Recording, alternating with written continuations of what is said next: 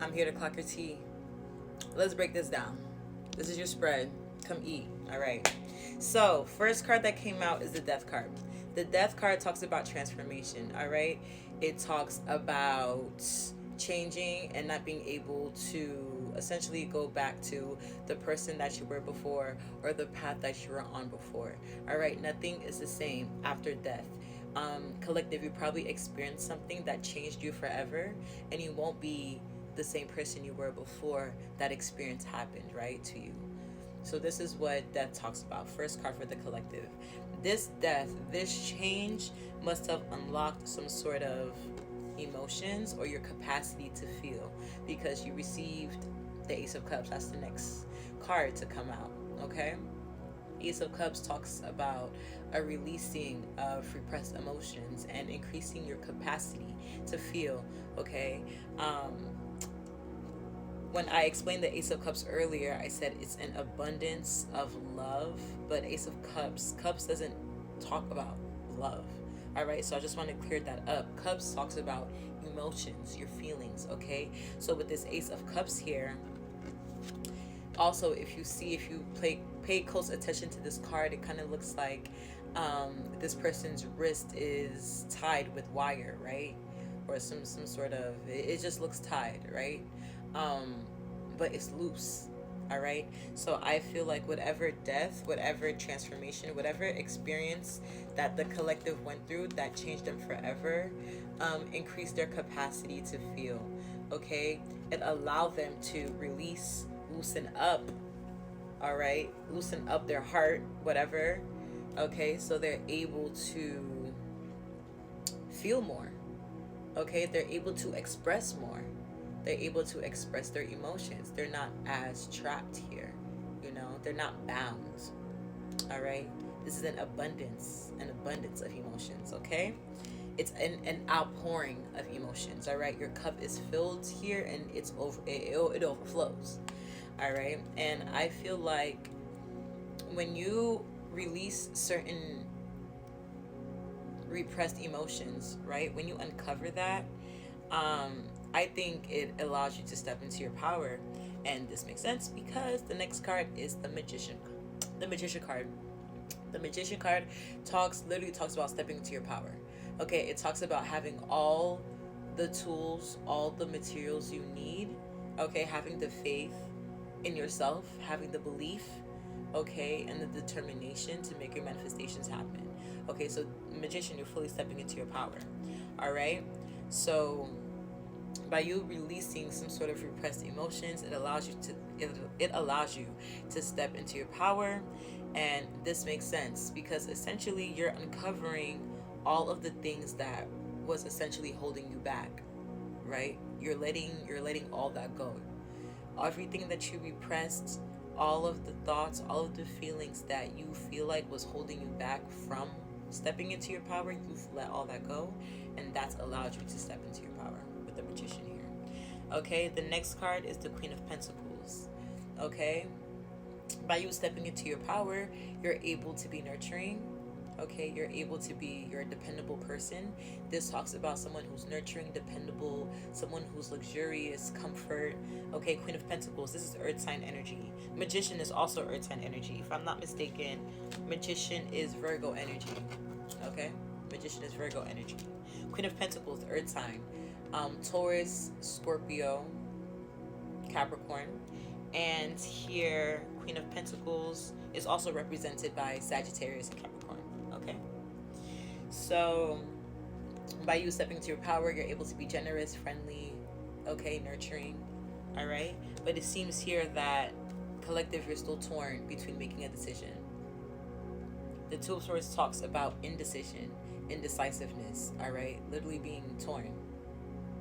Two swords, you're torn. Okay, but whatever you're torn about, okay, once you do make a decision, the advice that we get for the Two of Swords, that I always get for the Two of Swords, is to make the decision that works best in your favor.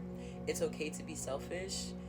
Selfish is a perceived, other people may perceive whatever decision you do decide to make, other people may perceive you as being selfish, but that's their perception. All right, they don't understand probably the situation, the nuance of it, okay? So if you're torn between making a decision, just make the decision that works best for you, okay? Hopefully it doesn't hurt anyone, but that's something that we cannot control, right? Because we can't control other people's feelings, okay? So just make the decision that works best in your favor. And it seems like once you do, you receive some money. It comes with some money, all right? Because we got the Ten of Pentacles. That's the next card to pop out. That is beautiful. This talks about abundance, material abundance, financial abundance, just abundance, all right? Abundance to go around, okay? You're stable. You don't need anything. You have everything that you need. You can give to others, okay? Abundance here. But with this abundance, right?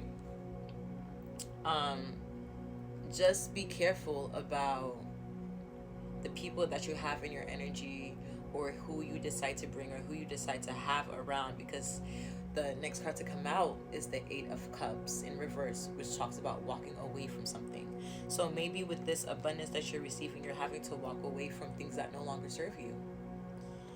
You can't play with this type of money, okay? Not everyone can be around you when you have this type of abundance, this type of stability, okay? And this doesn't also have to be finances. This could be your peace, okay? Ten of Pentacles. It doesn't always have to talk about money.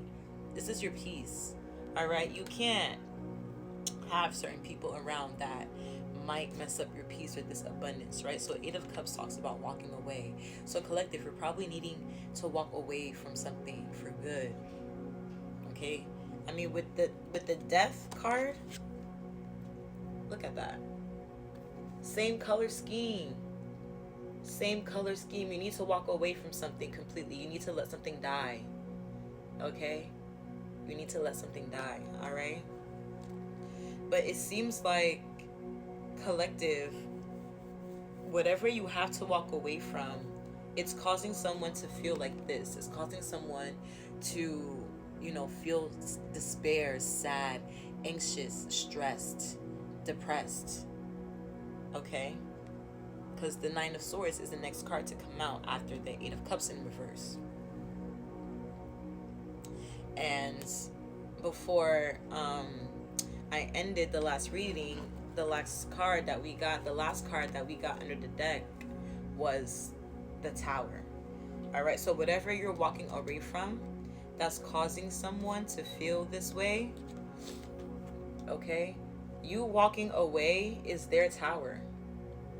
All right, you walking away from them is causing a complete destruction of everything that they believed in love, in themselves, in relate, whatever they believed, whatever they were building here with you, whatever they were building in general. You walking away from it is bringing the tower to them, okay? It's causing some sort of destruction, and they're sad, depressed, anxious over it, all right? But the card following the Tower, right, is the Four of Wands, which talks about home life, home stability, a stable home life, of a comfortable home life, a happy home life. So you walking away is causing the Tower for someone else, but is bringing the Nine of Swords energy to someone, but is bringing you the Four of Wands, okay? You walking away, your personal Tower moment is bringing you the Four of Wands, and at the bottom of that, look at that, okay? How we have the Nine of Swords here, and then we have the Ten of Swords in reverse. This Nine of Swords person is not the same person. These are not the same people, okay? You walking away is causing this Nine of Swords for someone, but it's bringing you out of feeling like this, okay? Ten of Swords talks about a painful final ending, all right? But in reverse, you're coming out of that, all right? You're coming out of this painful final ending.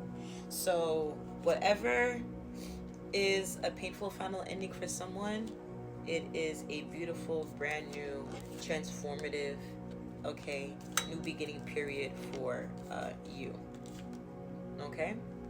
So that's what I have. I hope it resonated. Thank you for joining Star Alchemist Tarot.